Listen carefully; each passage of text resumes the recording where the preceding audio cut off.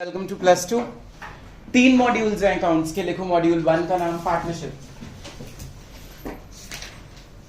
Module 1 is partnership. Module number 2 is companies act 2013। Companies act 2013। Module number 3 is financial statement analysis. Financial statement analysis.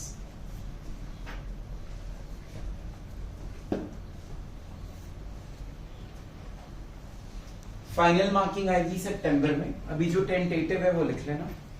जो पहली book है और जो दूसरी book है वो 60 मार्क्स की है मिला के। First 2 books is of 60 marks, book 3 is of 20 marks.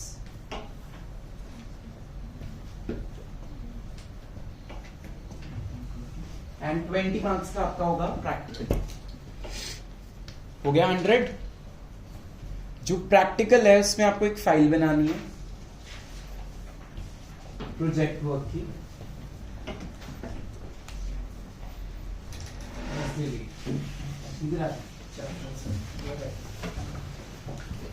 File के मार्क्स हैं 4। जल्दी जल्दी लिखना। फाइल है 4 मार्क्स की।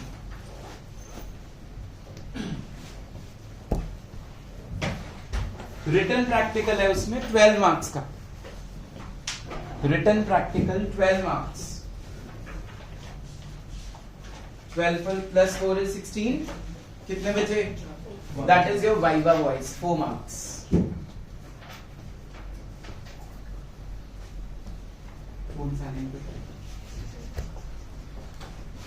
जो वाइवा है it will be asked from +1 and +2 both the classes.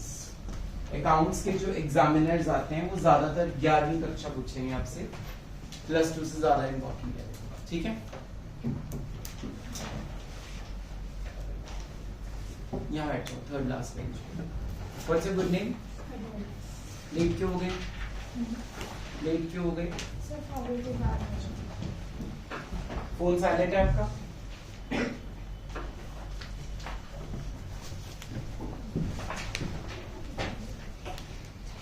Notebook हो गए काम से।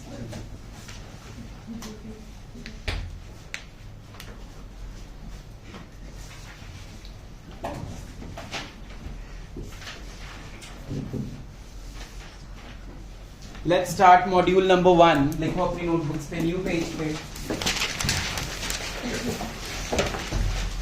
Partnership act 1932। This is the name of the book. Partnership act 1932।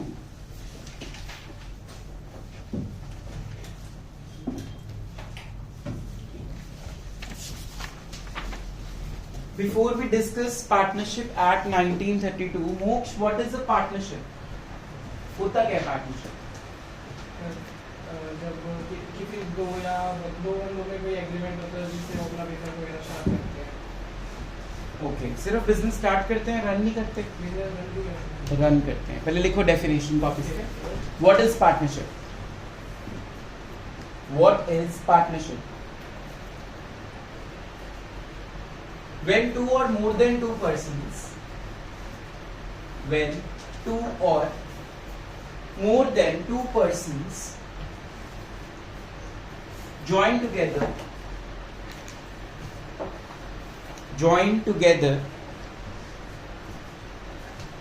to form a business,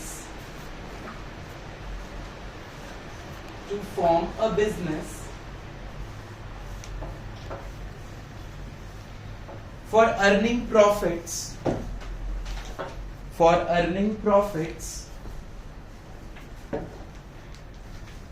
acting for all,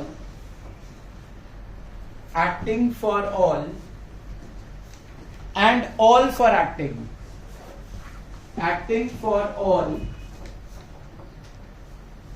and all for acting। देखो जो partnership act है वो आया था 1932 में। एक्ट का मतलब होता है लॉ, कि इसके पीछे एक प्रॉपर पार्लियामेंट से क्या पास हुआ है? लॉ। हम पार्टनरशिप +1 की बिजनेस स्टडीज में पढ़ के आए हैं कि व्हाट इज अ पार्टनर्स, है ना। जब दो बंदे आपस में कोई भी बिजनेस चलाते हैं उसको हम क्या बोलते हैं? पार्टनरशिप। मिनिमम पर्सन्स कितने चाहिए, मैक्सिमम भी, उसकी भी एक लिमिट डिसाइड की हुई है कि कितने मैक्सिमम होने चाहिए। बैंकिंग बिजनेस के लिए अलग है, नॉर्मल बिजनेस के लिए अलग है, ठीक है। तो आपने ये सारा कुछ ऊपर से पार्टनरशिप के बारे में बिजनेस स्टडीज +1 में पढ़ा हुआ है। जो आपने बिजनेस स्टडीज 11th में थ्योरेटिकल पढ़ी थी, वही बिजनेस यहाँ पे क्या बन गई, सारी अकाउंट्स। अब हम इस टॉपिक में या इस बुक में क्या पढ़ेंगे, how to form a partnership, कैसे दो पार्टनर्स मिलके अपना बिजनेस स्टार्टअप करेंगे, कितना कितना अमाउंट उनको अपना कंट्रीब्यूट करना है एज कैपिटल, जो आपने डेफिनेशन पढ़ी थी, remember, amount invested by the owner to start a business is known as capital, ठीक है। तो कैसे कैसे पार्टनर्स अपनी कैपिटल कंट्रीब्यूट करेंगे, वो प्रॉफिट्स को कैसे बांटेंगे अपने अंदर। फॉर एग्जाम्पल, अगर दो पार्टनर्स हैं, 1 लाख प्रॉफिट हुआ और उनकी कोई रेशियो डिसाइड नहीं हुई, तो कितना मिलना चाहिए, एक को 50,000, दूसरे को भी कितना मिलना चाहिए, 50,000। लेकिन अगर कोई रेशियो डिसाइडेड है, ऑलरेडी उनमें एग्रीमेंट हो रखा है कि मुझे ज्यादा प्रॉफिट मिलना चाहिए, दूसरे को कम मिलना चाहिए, तो फिर उसके अकॉर्डिंगली हम प्रॉफिट्स को डिस्ट्रीब्यूट करेंगे। Last bench, is it clear. तो अब हमने एक डेफिनेशन लिखी है पार्टनरशिप की, जब दो बंदे या दो से ज्यादा बंदे मिलके एक बिजनेस रन करेंगे, उसको हम क्या बोलते हैं, पार्टनरशिप। सिर्फ फॉर्म नहीं करना, बिजनेस रन भी करना है, मतलब डेली बेसिस पे होना चाहिए। अगर वंश ने उठा के पुराना रेडियो या पुराना टेलीविजन बेच दिया अपनी दीदी के साथ मिलके, वो पार्टनरशिप नहीं है। उन्होंने कोई पुराना सामान बेचा है, वंस अ वाइल बेचा है। लेकिन अगर अवनीत और सुहाना ने मिलके एक बिजनेस स्टार्ट कर लिया और वो बिजनेस लॉन्ग रन में चलता जाएगा ऑन कॉन्टिन्यूअस बेसिस, तब वो क्या फॉर्म कर रहे हैं, एक पार्टनरशिप। तो partnership is on continuous basis, once a while काम करने को पार्टनरशिप नहीं बोलते, ठीक है। दो बंदों ने मिलके क्राइम करना है, एक ही बारी कर दिया crime, that is not a partnership. वो भी कंटिन्यूअसली अगर चल रहा है तभी वो पार्टनरशिप में काउंट होगा। Is it clear. Even gambling, पता है गैम्बलिंग क्या होता है, Yes, sir. जुए को बोलते हैं गैम्बलिंग, ठीक है। स्पेकुलेशन, सट्टा लगाना, ये भी आजकल पार्टनरशिप में चल रहा है। हमारी कंट्री में करप्शन बहुत ज्यादा है, तो हमारी जो कंपनीज एक्ट है 1956 2013, उसमें आप एक टॉपिक पढ़ोगे, सेबी, रिमेंबर, आपने बिजनेस में थोड़ा सा सुना होगा, securities exchange board of India, SEBI बोलते हैं उसको। तो उसने इन चीजों को लीगल कर दिया। वो कहता है तुम गैम्बलिंग करना चाहते हो, मेरे पास आओ, मैं करवाऊंगा, खुद मत करो। स्पेकुलेशन मींस प्लेयर्स पे पैसा लगाते हैं, जैसे कि अगली बॉल पे छक्का लगेगा कि नहीं लगेगा, इस पे पैसा लगता है। तो ये चीज अब लीगल कर रही है गवर्नमेंट, क्योंकि उसको इसमें से क्या अर्न हो रहा है, मनी अर्न हो रही है, प्रॉफिट्स अर्न हो रहे हैं। समझ आ रहा है। तो पार्टनरशिप में जो हम पढ़ने जा रहे हैं एक्ट 1932 में, ये गैम्बलिंग और स्पेकुलेशन को इंक्लूड नहीं करता। कंपनीज एक्ट इसको इंक्लूड करेगा, जो मॉड्यूल 2 है उसमें ये चीजें हम पढ़ेंगे। Is it clear. तो पार्टनरशिप बेसिकली होता क्या है, जब दो बंदे या दो से ज्यादा बंदे क्या फॉर्म करते हैं, बिजनेस।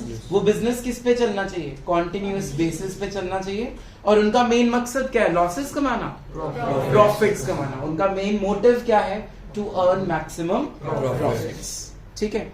एक लाइन मैंने लिखवाई है, acting for all and all for acting, उसको अंडरलाइन कर दो। That is the main line of the partnership definition, acting for all and all for acting. Anyone in the class, किसी को पता है इसका मतलब, acting for all and all for acting. Very good answer. For example, let's take Gurpreet, UV and Charan are partners in a firm. Gurpreet America चला गया, he left India for some time. अब जो decision लेने हैं वो गुरप्रीत नहीं ले रहा, कौन ले रहा है, चरण एंड यूवी। तो जो पार्टनर्स यहाँ पे रह गए वो प्रिंसिपल बन गए, और जो गुरप्रीत है जो वहां पे प्रेजेंट नहीं है, उसको बाद में पता लग रहा है इन्होंने ये डिसीजन लिया, वो एजेंट बन गया।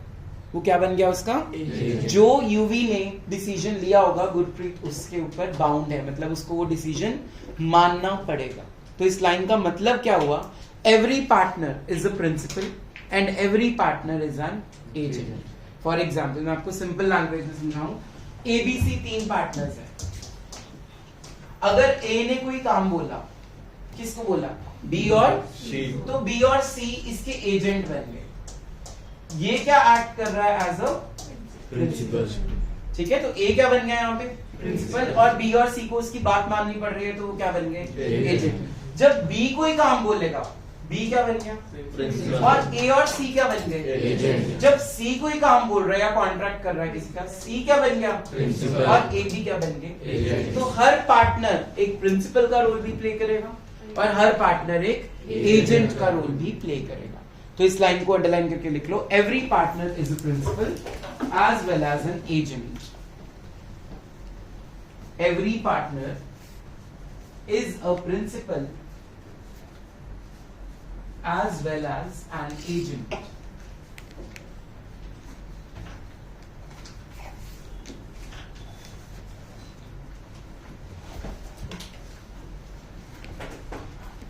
हर पार्टनर को बात माननी पड़ेगी, वो बाउंड है जो दूसरा पार्टनर उसको कह रहा है, ठीक है। लेकिन मेजर डिसीजंस में हम कंसेंट देखते हैं सभी पार्टनर्स से, फाइन, ओके, हाँ जी, जाओ। निकुंज आपके कितने मार्क्स आए अकाउंट्स में? 91, कांग्रेचुलेशंस। आपके? Sit down. ओवरऑल परसेंटेज क्या है? 74 अकाउंट्स में कितनी? याद नहीं है, जल्दी देख के बताओ मुझे फोन में से।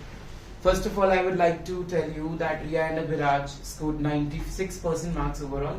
उनके लिए क्लैपिंग करो, वो ज्वाइन करेंगे कल से। आपके कितने परसेंट आए? 96 ओवरऑल, 96%। क्लैपिंग फॉर तो बिफोर वी डिस्कस फर्दर, पहले लिखो फॉर्मेट ऑफ एग्जाम है। अकाउंट्स के पेपर का फॉर्मेट लिखो फटाफट से। 20 मार्क्स के एमसीक्यूज आएंगे।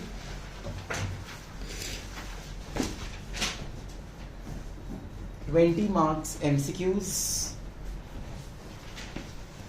Then we have 3 marks questions. 3 marks questions जो होंगे उसमें केस स्टडी आएगी। एक थ्योरी का क्वेश्चन आएगा, पूरी बुक में से सिर्फ एक ही थ्योरी का क्वेश्चन आएगा 3 marks में। Then we have 4 marks question जिसमें आपकी कैलकुलेशंस और एबिलिटी चेक होगी। 4 मार्क्स का जो पोर्शन होता है पेपर में वो टफ होता है।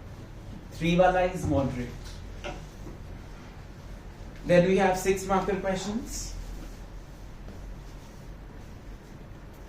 And last we have highest is 8 marks questions. ठीक है, 8 marks question will be average, ना ज्यादा टफ ना ज्यादा इजी। जो एमसीक्यूज आएंगे वो सारे प्रैक्टिकल होंगे, उनमें थ्योरी एक आती होगी। तो मतलब मैक्सिमम आउट ऑफ 80 मार्क्स तुम्हें जो थ्योरी आनी है वो 10 मार्क्स से ज्यादा नहीं जाने वाली। तो 70 नंबर का प्रैक्टिकल रहेगा आपके फाइनल एग्जाम में, सिर्फ 10 नंबर की मैक्सिमम क्या रहेगी, थ्योरी। ठीक है, जैसे +1 में कई स्कूल्स में 30 मार्क्स की थ्योरी आ गई, 60 या 40 का प्रैक्टिकल आ गया। ऐसा नहीं होगा, सिर्फ 10 नंबर मैक्सिमम थ्योरी के जाएंगे अकाउंट्स के पेपर में, बाकी सारा पेपर आपकी कैलकुलेशंस के ऊपर है। तो कैलकुलेटर यूज बिल्कुल भी नहीं करना 12th क्लास में, क्योंकि यहीं पे हम मार्क खाते हैं, हम कैलसीज यूज कर लेते हैं। ठीक है जी, ओके। तो topic number 1 write down in your notebooks. Let's start the practical portion. Partnership deed, topic का नाम है partnership deed, DEED, partnership deed. Deed को अंडरलाइन करके लिखो agreement. Deed is agreement.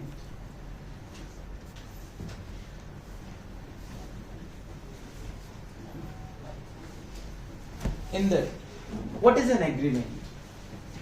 Sir एक समझौता जो लाइक जो पार्टनर और दूसरे पार्टनर में होता है। अच्छा, कैसे होता है? कोई एग्जांपल दो। मान लो आपका गुरप्रीत पार्टनर बन रहा है, तो आप क्या क्या उसमें डिसाइड करोगे? कि प्रॉफिट कितना होगा। प्रॉफिट कितना होगा वो तो हम डिसाइड ही नहीं कर पाएंगे।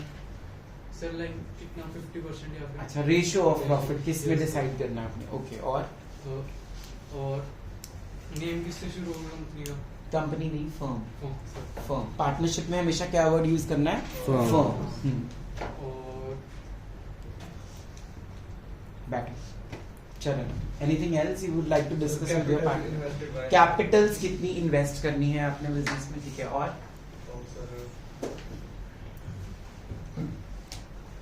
बैठिए प्रीति, वो तो हो गया ना साइन, उसमें क्या क्या डिसाइड करना है?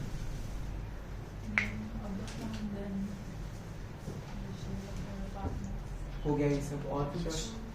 कौन सा वर्क कौन सा डिपार्टमेंट करेगा, किसके अंडर आएगा और वो डिपार्टमेंट? ठीक है, आप वर्क को डिवाइड कर सकते हो एग्रीमेंट में। डिसीजन मेकिंग पार्ट किसके डिसीजन मेकिंग पावर बेटा पार्टनरशिप में सबके पास होती है वैसे तो, एक्सेप्ट स्लीपिंग पार्टनर, वो भी आपने पढ़ा होगा 11th में। Yes, sir. स्लीपिंग पार्टनर कौन होता है? जो सिर्फ प्रॉफिट्स कमाने आता है। Sir may be time period of the agreement. ठीक है, very good answer. Time period of agreement, salary किस पार्टनर को कितनी सैलरी मिलेगी। ठीक है, वेरी गुड आंसर। सैलरी को हम पार्टनरशिप में इस बुक में रेमनरेशन बोलेंगे। क्या बोलेंगे? रेमनरेशन। जबकि वो चीज सैलरी ही है, but we will call it remuneration. What is the difference between a salary and remuneration? I will tell you in the next class. हाँ जी सर, पार्टनर्स के एड्रेस लिखे जाएंगे सर उसमें, और ठीक है, जहाँ पे वो फर्म होगी उसका एड्रेस भी लिखा फर्म होगी उसका एड्रेस लिखा जाएगा। Sit down. तो deed is basically what? Agreement. उस डीड में आप सबसे पहली चीज क्या लिखोगे? पार्टनर्स के नाम, उनका एड्रेस, आपका फर्म का नेम, आपकी फर्म का प्रिंसिपल प्लेस, कहां से आपकी फर्म स्टार्ट हो रही है, उसकी कितनी ब्रांचेज हैं। तुमने मोहाली में ब्रांच खोली, चंडीगढ़ में खोली, पंचकुला में खोली, बॉम्बे में खोली, वो सारी ब्रांचेस के बारे में बताया जाएगा। कहां से आपने सामान लेना है, गुड्स कितने के खरीद सकता है एक पार्टनर अपने बिहाफ पे, कितनी कितनी कैपिटल्स वो कंट्रीब्यूट करेंगे, कितनी सैलरी मिलेगी, कितना कमीशन मिलेगा, ये सारा कुछ लिखने को हम क्या बोलते हैं? Partnership deed.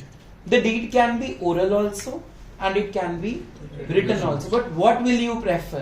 Written. Why? कल को अगर लड़ाई हो जाए पार्टनर्स में तो yes, it will act as an evidence or proof in the court.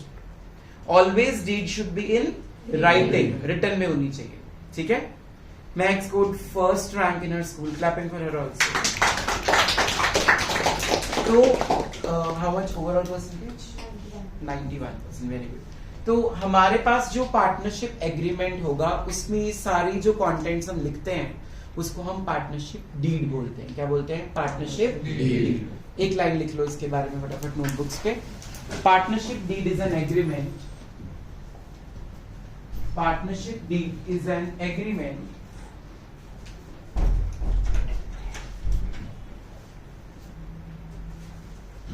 which can be oral or written, which can be oral or written, but always written agreement is preferred. But always written agreement is preferred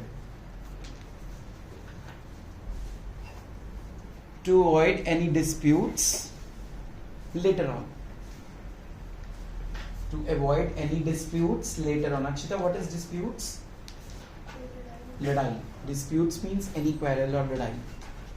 Later on. To avoid disputes later on. Full stop. समझ आ रहा है? कोई doubt किसी को? अभी तक हमने क्या पढ़ा है? What is partnership? जब दो या दो से ज्यादा लोग मिलके क्या करते हैं? बिजनेस चलाते हैं। सिर्फ बिजनेस एक ही बारी नहीं चलाना, उन्होंने कॉन्टिन्यूसली चलाना है और क्या कमाने हैं? प्रॉफिट्स कमाने हैं। क्या कमाने हैं? प्रॉफिट्स। पार्टनरशिप एक्ट कौन से साल में आया था? 1932 में। जो पार्टनरशिप की आपने डेफिनेशन लिखी है उसका सेक्शन है सेक्शन 4। लिख लो। जो स्टार्टिंग में आपने डेफिनेशन लिखी थी उसका सेक्शन है सेक्शन 4। ठीक है भाई? अभिनव, कितने मिनिमम पार्टनर्स होने चाहिए बिजनेस स्टार्ट करने के लिए? 2 मिनिमम पार्टनर्स होने चाहिए। ठीक है, मैक्सिमम के बारे में हम बाद में आएंगे। मिनिमम कितने होने चाहिए? 2, क्योंकि 1 can not be a partner of his own और हर ओन। उसको एक साथ में और पार्टनर चाहिए ताकि वो बिजनेस रन कर सके। क्लियर हो गया? तो पहला प्रैक्टिकल टॉपिक हमने स्टार्ट किया है पार्टनरशिप डीड। डीड क्या होता है? एग्रीमेंट। इस एग्रीमेंट में बहुत सारी चीजें आप लिख लेते हो, साइन करवा लेते हो, उसको एग्रीमेंट बोलते हैं। एग्रीमेंट ओरल भी हो सकता है और एग्रीमेंट रिटन भी, लेकिन हम हमेशा कौन सा प्रेफर करेंगे? रिटन एग्रीमेंट, ताकि कल को कोई लड़ाई हो तो हम कोर्ट में वो एविडेंस प्रूफ दे सके। क्लियर हो गया? अच्छा, अब हमारा जो आज की केस स्टडी हम स्टार्ट करेंगे वो केस स्टडी कैसी फॉर्म में आएगी उसके लिए मैं आपको एक क्वेश्चन लिखवाऊंगा, अभी उसको हम सॉल्व करेंगे। टॉपिक का नाम है there is no partnership agreement. इसका मतलब हुआ कि पार्टनर्स तो बन गए बट उनमें अभी एग्रीमेंट नहीं हुआ. Write down. There is no partnership agreement. There is no partnership agreement.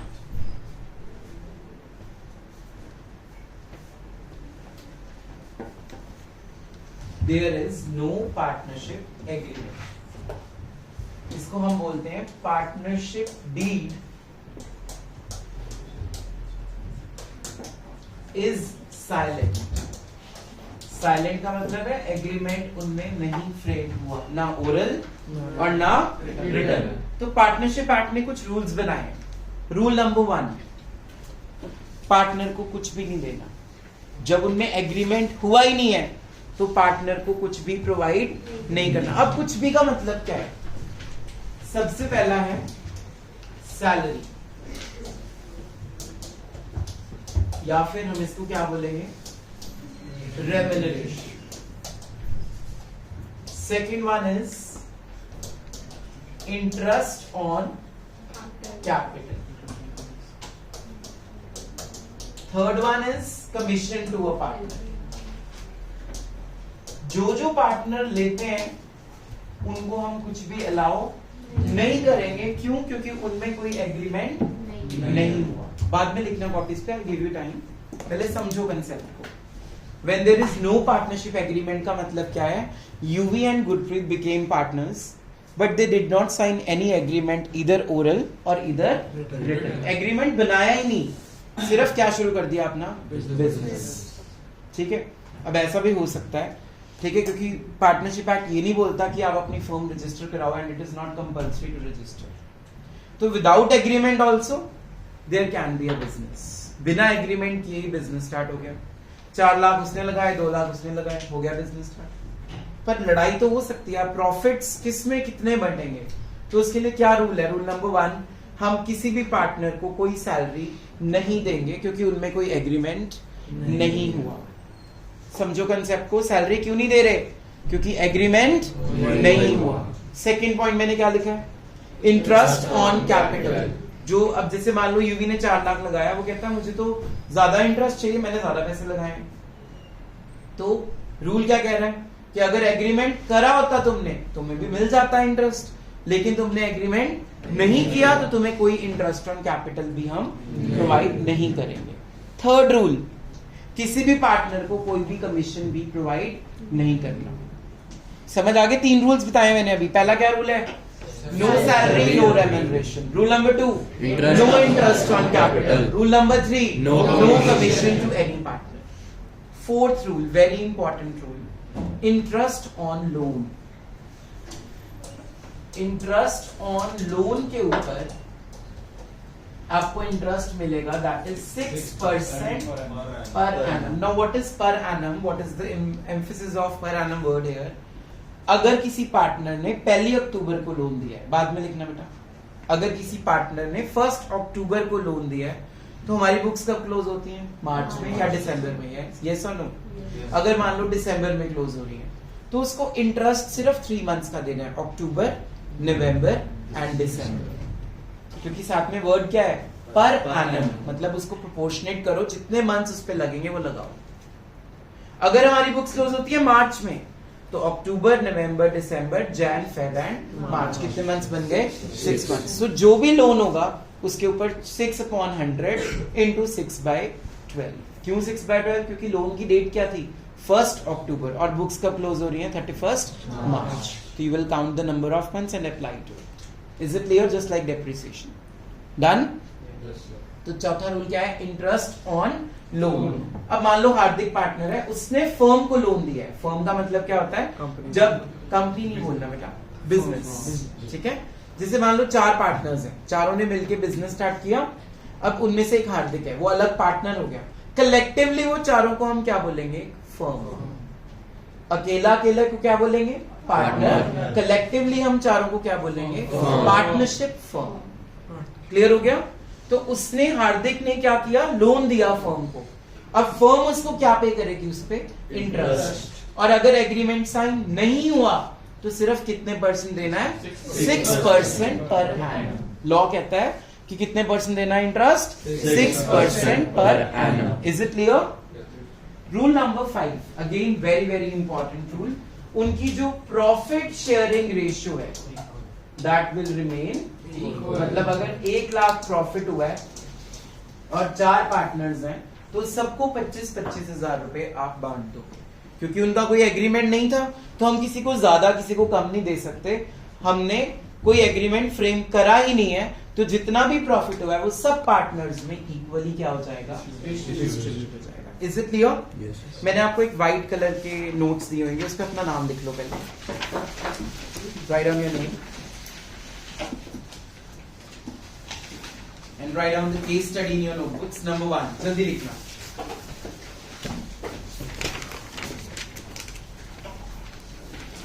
ABC are partners in a firm. ABC are partners in a firm without any agreement. Without any agreement.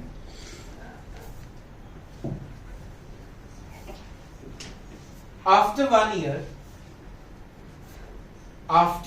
year, they had the following disputes. After 1 year, they had the following disputes. Justify your answer. Which partner is correct or not?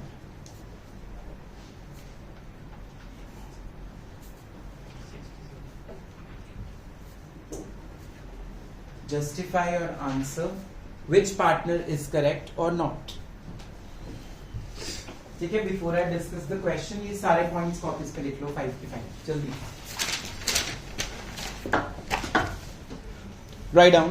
Number 1, वही question continue हो रहा है। Number 1 लिखो फटाफट से। A introduced more capital. A introduced more capital into the business. A introduced more capital into the business, and he is expecting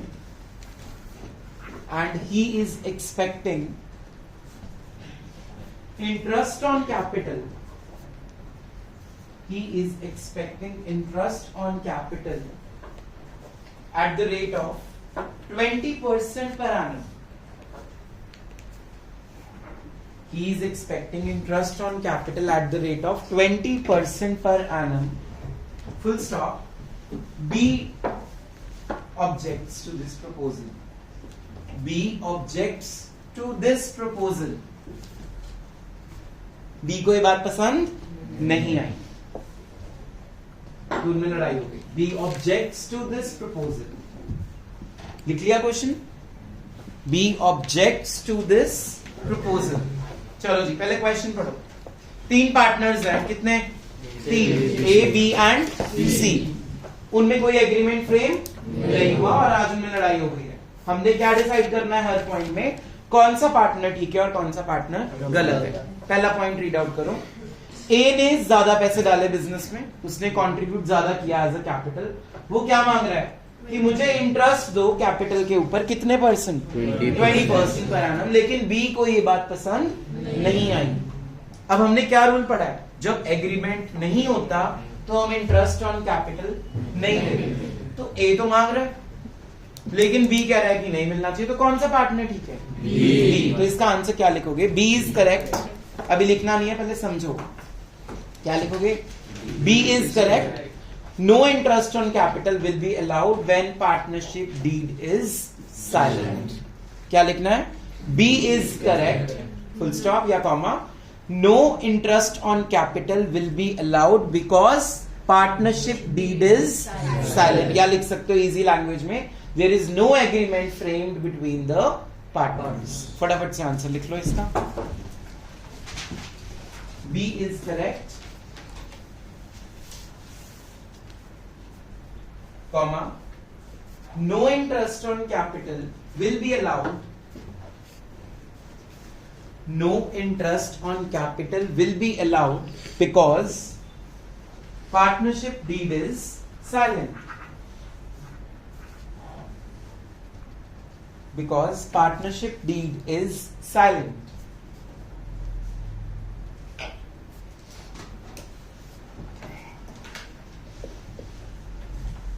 चले आगे, लिखो कॉपीज पे। नंबर 2,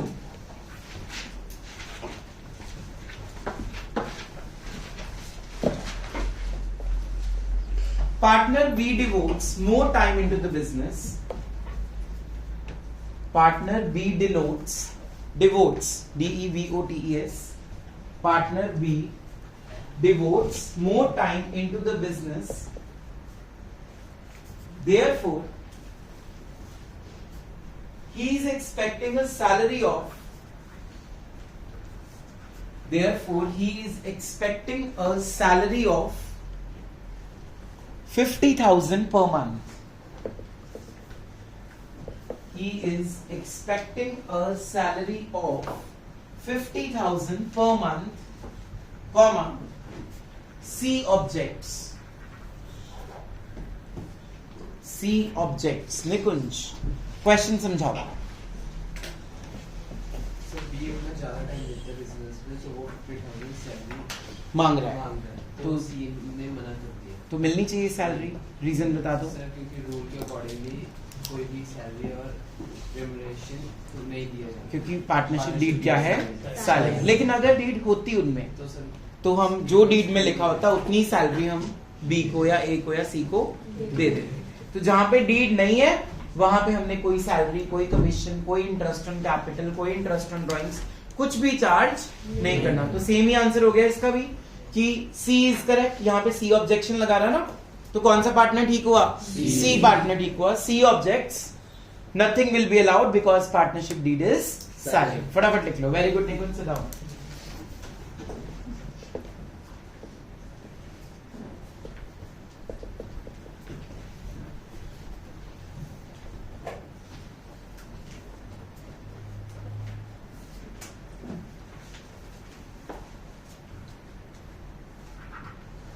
चले आगे। नंबर 3, थर्ड लड़ाई उनकी देखते हैं क्या है। C advanced a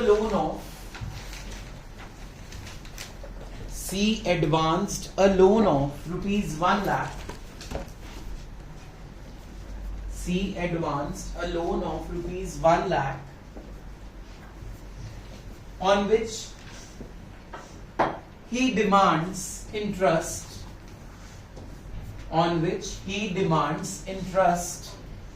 at the rate of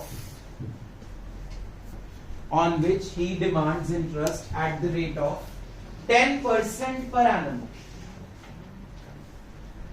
He demands interest at the rate of 10% per annum. Prince आगे से लाइट चेंज करना। At the rate of 10% per annum. लिख लिया क्वेश्चन सबने?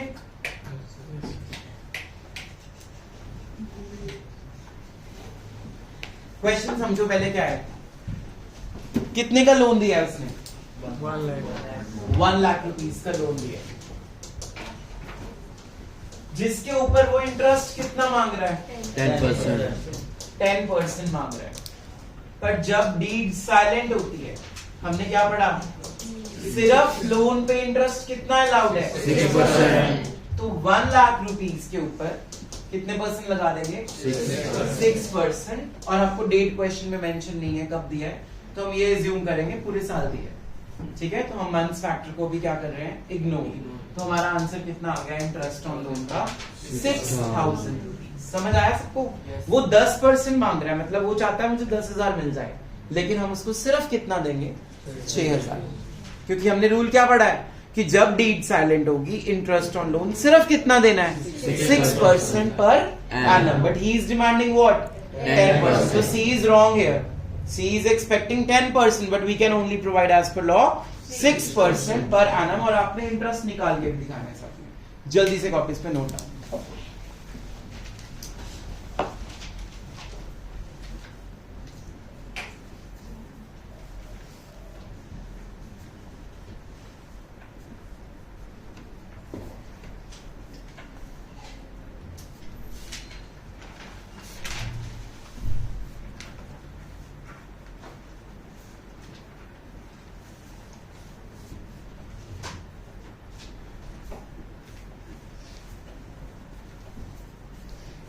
चले आगे। जो आपका आंसर आया 6000 उसको बॉक्स में डाल देना, रुपीस का साइन जरूर डालना है साथ में। प्रॉपर वर्किंग शो करनी है, 1 लाख इंटू 6/100। और रीजन क्या लिखोगे? We can provide interest on loan only up to 6% per annum when deed is silent. जल्दी लिखो।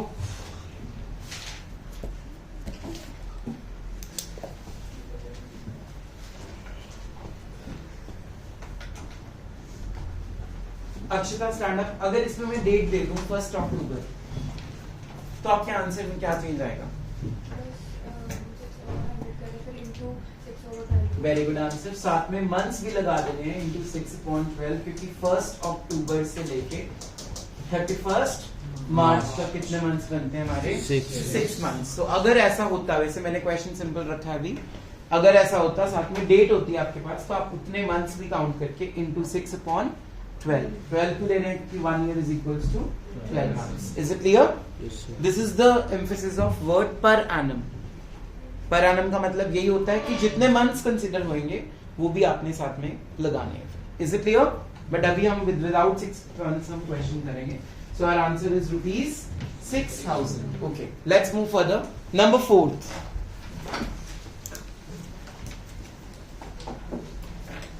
Write down number 4. A wants to admit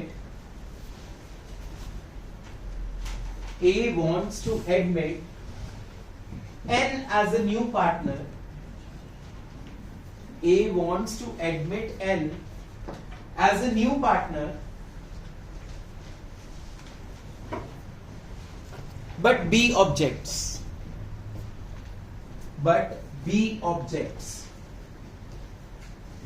Full stop. Can N be admitted? Question mark. Can N be admitted?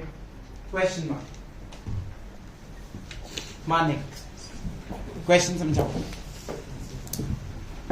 कि sir वो लोग एक new partner add कर, वो लोग नहीं, सिर्फ एक ही बंदा चाह रहा है न्यू पार्टनर आए। सर ए चाहता है कि ना एन नाम का न्यू पार्टनर ऐड हो जाए, ठीक है ना बी ऑब्जेक्ट कर जाता है कि नहीं होना चाहिए, तो हम ला सकते हैं उसको एज ए न्यू पार्टनर। नहीं सर, सबकी सहमति होनी चाहिए। किस बेसिस पे लाएंगे? अच्छा, तो फिर नहीं ला सकते, फाइनल आंसर है ला भी सकते वो वन फॉर ऑल वाला वो होता है ना कि एक पार्टनर डिसाइड कर दे तो बाकी वो तो उसने बस काम बोला है करने को। यहाँ पे तो वो ऑर्डर चला रहा है, लेके आओ नया पार्टनर। वो अलाउ कर सकते हैं, पर जो पुरानी पार्टनरशिप वो टूट जाएगी। वो पार्टनरशिप हैंड्स डाउन, वो पार्टनरशिप टूट जाएगी, ठीक है। बट बी मान ही नहीं रहा, बी को पसंद ही नहीं है, नहीं ला सकते। सदाम सदाम नहीं ला सकते सारे पार्टनरशिप। क्यों होना चाहिए? रीजन बता, कंसेंट क्यों होना चाहिए? ये उसका होता है सर, उसके कैरेक्टरिस्टिक्स में आता है पार्टनरशिप। शट अप सर क्योंकि सबको मिला के एक फॉर्म बनी है। चरण नहीं ला रीजन बता दे, नहीं ला सकते, ठीक है आंसर। सर क्योंकि ये भी आंसर ठीक है, कंसेंट नहीं है, बट रीजन क्या है? सर क्योंकि उन्होंने एक अमाउंट इन्वेस्ट किया सर। वो नया पार्टनर भी इन्वेस्ट कर रहा है बेटा, वो भी कहता है मैं 5 लाख दे दूंगा फर्म को।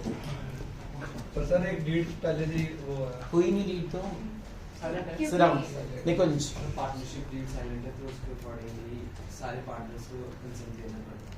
सारे पार्टनर्स को कंसेंट देना। कंसेंट क्यों, मतलब क्या क्या है कंसेंट का मतलब क्या है? आई या ना बैठो पार्टनर को लाना। बैठो, असली रीजन सुनो। इस स्कूल में थोड़ा बहुत सुन लिया है तुमने, ध्यान से अब सुन लेना रीजन। अगर मान लो मैं ले आता हूँ जबरदस्ती उसको एज अ पार्टनर, पहले हमारा प्रॉफिट 3 लोगों में डिवाइड होता था, अब कितने में होगा? 4। अब सबका प्रॉफिट का शेयर क्या हो गया? जो चीज पहले 3, मान लो 90,000 प्रॉफिट हुआ, 30,000 ए को मिलेगा, 30,000 बी को, 30,000 अब वही 90,000 प्रॉफिट कितनों में डिवाइड करोगे?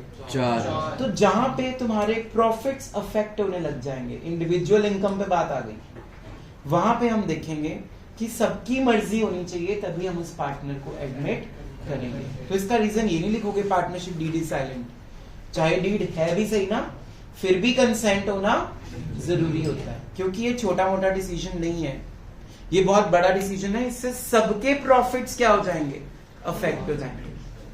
तुम लोग अपनी लाइफ में ये चीज अप्लाई करके देख लो। तुम्हारा एक ऑलरेडी ग्रुप बना हुआ है फ्रेंड्स का, तुम एक नए फ्रेंड को इजीली एक्सेप्ट नहीं करते हो, कुछ टाइम लगाते हो उसको ट्रस्ट करने में। जब तुम्हें लगता है कि वो ट्रस्ट वर्दी है, तब वो तुम्हारे ग्रुप में शामिल होगा, राइट अपनी? तो कहने का मतलब ये है कि कंसेंट हमें वहां पे देखना पड़ेगा जहां पे छोटा मोटा डिसीजन नहीं है, जहां पे डिसीजंस क्या है, बहुत बड़े हैं। इसको लिखो, इसका answer B quite. Partner N, sorry partner कौन ला रहा था, A. Partner A is wrong, partner A is wrong, comma, he cannot force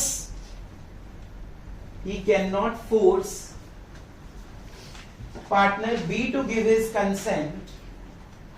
He cannot force partner B to give his consent for admitting a new partner. For admitting a new partner, because it is one of the major decisions. It is one of the major decisions as the profits will be reduced. As the profits will be reduced individually. As the profits will be reduced individually. Full stop. समझ आया सबको? अगर भी अपने आप मान जाता है कि ठीक है ले आओ पार्टनर, तो चाहे डीड है चाहे डीड नहीं है, वो मान गया ना अपने आप, तब आप नए पार्टनर को एडमिट कर सकते हो। लेकिन कंसेंट सबका जरूरी है, क्योंकि मेजॉरिटी डिसीजन है यहाँ पे। हमारे प्रॉफिट्स पे बात आ जाएगी, तो हमने किसी के भी प्रॉफिट्स को हर्ट नहीं करना। ये कौन सा पॉइंट था, number 4। Write down number 5। C wants to buy goods. C wants to buy goods from one of his close friends. From one of his close friends. But partner B objects. But partner B objects. Full stop. Can we buy goods from his friend? Question mark. Can we buy goods from his friends? Question mark. Riti, question समझाओ. Start. एक partner C है जिसको अपने close friend से goods by करने हैं, पर B मना कर देता है कि नहीं बाय। तो हम क्या ले सकते हैं गुड्स? Majority consent. अच्छा, हम यहाँ पे कंसेंट सबका क्यों नहीं देख रहे? जैसे अभी पिछले वाले पॉइंट में मैंने कहा सबका कंसेंट होना जरूरी है, यहाँ पे आपने आंसर ये क्यों दिया कि अगर मेजॉरिटी विंस है तो हम ले लेंगे goods? Your answer is correct. First of all ले सकते हैं हम गुड्स फ्रेंड से, बट क्यों? क्या ये छोटा मोटा डिसीजन है? ठीक है, sit down. Very good answer. देखो ध्यान से सुनना, कंसेप्ट अंडरस्टैंड करो पहले। अगर हम किसी से फ्रेंड, मान लो वो फ्रेंड हार्दिक है, ठीक है, अगर हम हार्दिक से गुड्स नहीं लेते, गुड्स तो खरीदने पड़ेंगे, चाहे उसके फ्रेंड से ना लो, जसनूर से ले लो, वन से ले लो, गुड्स तो लेने पड़ेंगे, तभी तुम बिजनेस चला पाओगे। तो यहाँ पे हमने देखा कि अगर 2 पार्टनर्स भी मान गए, तीसरा नहीं मान रहा, कोई प्रॉब्लम नहीं है, ये बहुत बड़ा डिसीजन नहीं है, इससे हमारे प्रॉफिट्स पे कोई असर नहीं पड़ रहा। तो यहाँ पे हम मेजॉरिटी विंस देखेंगे। क्या देखेंगे? Majority wins. A B C 3 partners हैं, सी कहता है मेरे फ्रेंड से गुड्स ले लो, बी नहीं मान रहा, ए तो मान गया, उसके बारे में कुछ नहीं बोल रहा क्वेश्चन, दैट मींस ए को कोई भी प्रॉब्लम नहीं है, गुड्स खरीदे बिना आपका बिजनेस नहीं चलेगा। और अगर हम बी की बात मान भी लेते हैं, अगर हम हार्दिक से गुड्स ले भी लेते हैं, तो उसका फ्रेंड है, मे बी हमें क्या दे देगा, तो हमारा फायदा ही होना था उसमें। तो यहां पे हम मेजॉरिटी विंस देखेंगे जहां पे हमारा फायदा है। जहां पे पार्टनरशिप फर्म का फायदा है वहां पे हम सबका कंसेंट मैटर नहीं करेगा। लेकिन जहां पे डिसीजन बहुत बड़ा है, नया पार्टनर ही एडमिट हो गया, हमारे प्रॉफिट्स ही कम हो जाएंगे, वहां पे हमें सबका कंसेंट देखना जरूरी है। Is it clear? लिखो इसका answer. Yes, we can buy goods. We can buy goods as majority of partners agree. As majority of partners agree in such a decision. In such a decision.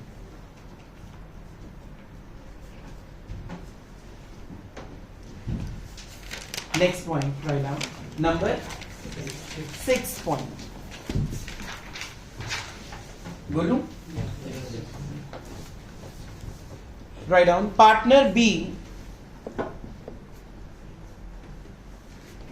used rupees. Partner B used rupees 90,000 of the firm. Partner B used rupees 90,000 of the firm and made a profit of 9,000.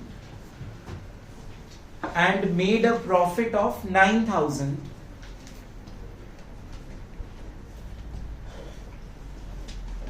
Full stop. A wants that this profit should be divided equally. A wants that this profit should be divided equally among all the partners.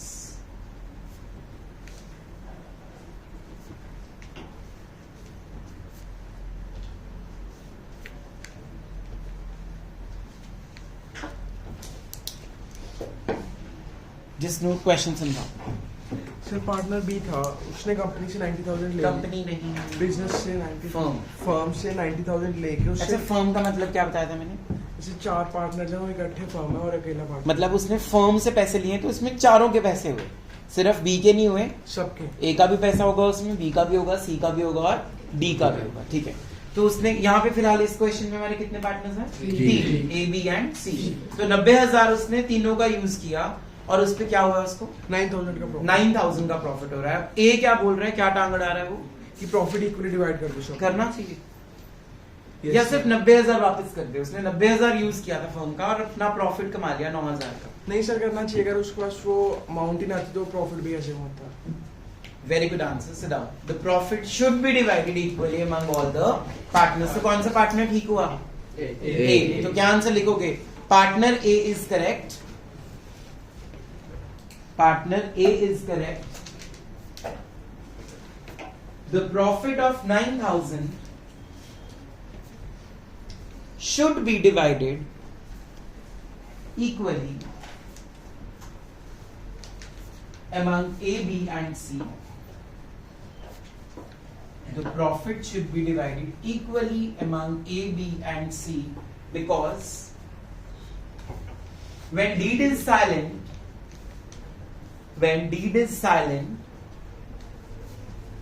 the profit sharing ratio is equal.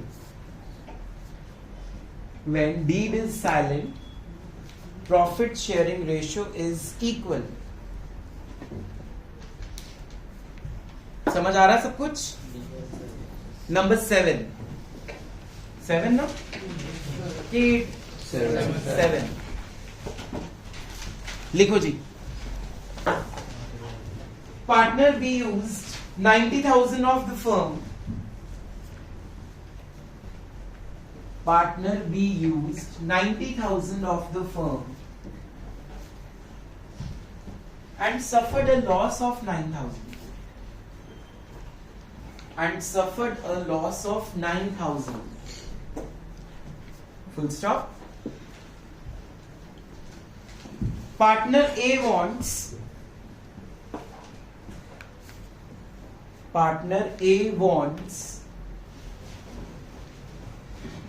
that this loss should not be shared among the partners. Partner A wants that this loss should not be shared among the partners. Full stop. Will this loss be distributed equally? Question mark. Will this loss be distributed equally? Question mark. In the question explain करो. Sir partner भी है, उसने 90,000 लिए थे firm से मतलब firm का मतलब क्या है यहाँ पे? जो सारे 4 पार्टनर, ठीक है, यहाँ 3 है. चलो. और उसे लॉस हुआ 9,000. ठीक है. और तो एक- पार्टनर ये क्या टांग अड़ा रहा है? कि जो लॉस है वो इक्वली डिवाइड नहीं होना चाहिए सर. नहीं होना चाहिए. मतलब वही कह रहा है कि लॉस अपने पास रख तू. Yes, sir. हमें हमारा 90,000 वापस पूरा चाहिए. अब 90,000 यूज किया, 9,000 का लॉस हो गया, तो पैसे बचे कितने? 81,000. बी कहता मैं तो 81 दूंगा, और जो लॉस है वो हम इक्वली डिवाइड कर लेते हैं. अब क्वेश्चन आपसे ये पूछा गया है, क्या ये लॉस इक्वली डिवाइड करोगे आप पार्टनर से या नहीं? सर करेंगे. करेंगे. क्योंकि सर जो प्रॉफिट, अगर प्रॉफिट डिवाइड हो रहा है सब में, तो फिर लॉस भी होना चाहिए सब में इक्वली. कैसे ना? Dimnan, what's your answer in this? Same answer. Repeat. नहीं होना चाहिए. क्यों? Reason.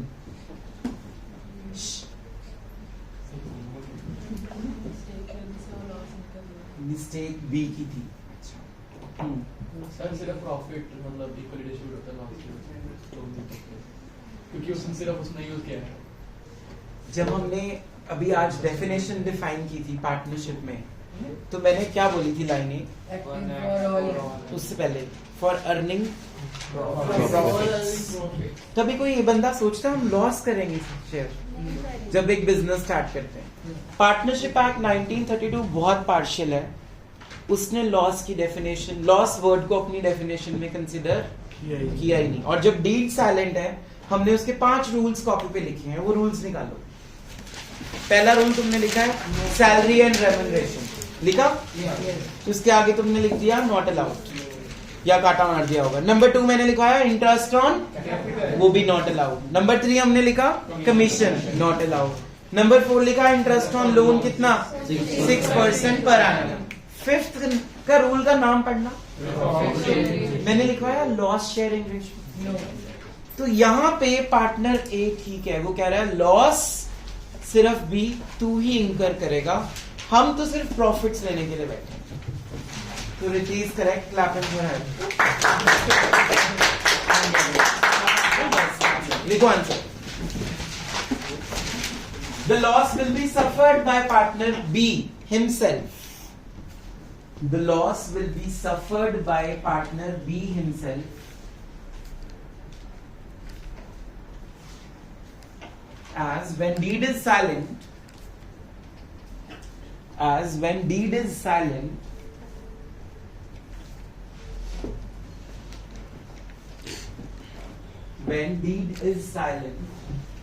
only profits are to be shared equally, not losses. When deed is silent, only profits will be shared equally, not losses. Full stop. Paragraph change करो. When we start any business,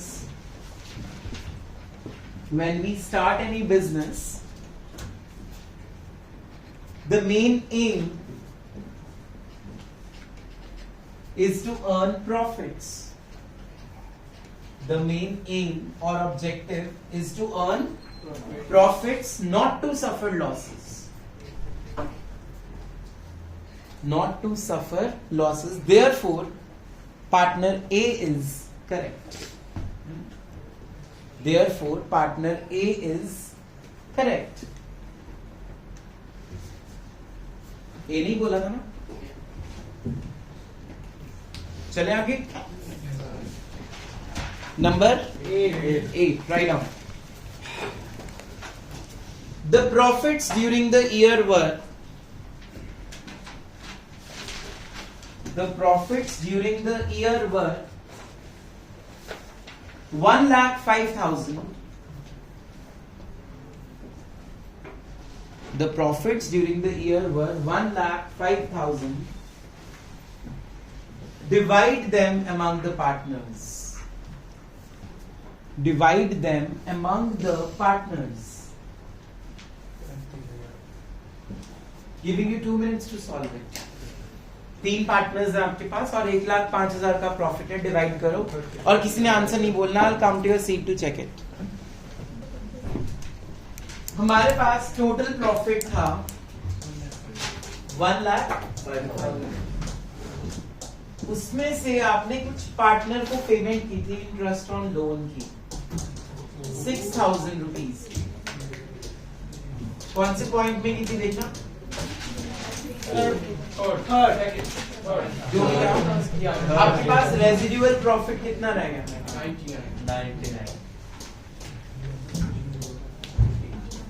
99,000 को आप 3 partners में divide करोगे तो every partner will get rupees 33,000 rupees. समझ आ गया point? जो interest on loan है वो भी तो आपने प्रॉफिट्स में से दिया होगा, तो पहले वो पेमेंट क्या करनी है, माइनस, फिर जो बचेगा वो प्रॉफिट क्या हो जाएगा पार्टनर्स में इक्वली डिवाइड। ठीक है, not even one single student in the class इसका क्वेश्चन ठीक था। जल्दी नोट डाउन करो इसको।